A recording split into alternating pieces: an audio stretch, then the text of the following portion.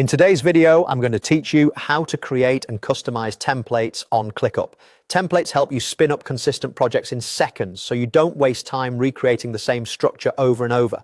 I'll walk you through finding the right template, previewing what's included, and applying it with the import settings that fit your workflow. Start by opening your ClickUp workspace and heading to the location where you want to work.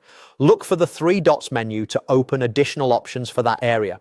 From there, choose Templates. This takes you to the template panel where you can manage and apply existing setups. Select Browse Templates to open the full library. Use the search bar to find exactly what you need. Type in keywords like marketing campaign, software sprint, or client onboarding. If you're not sure which one to use, skim the previews to see how each template is structured.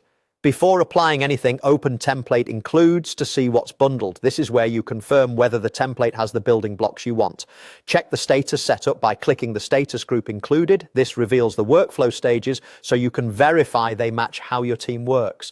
Then review custom fields to ensure the template tracks the metadata you care about, like priority, budget, or effort. If what you see looks right, click Use Template to start applying it. Give your new folder a clear descriptive name so it's easy to find later. Then choose where the folder should be created. Select the appropriate team space to keep everything organized with the right audience in mind. Next, choose Customize Import Items. This is your chance to fine-tune what comes over from the template. Only bring the pieces that truly help your team. Turn on remap dates so ClickUp can shift due dates intelligently. You can set either a start date or an end date for the project, and ClickUp will calculate the other one based on the original timelines in the template.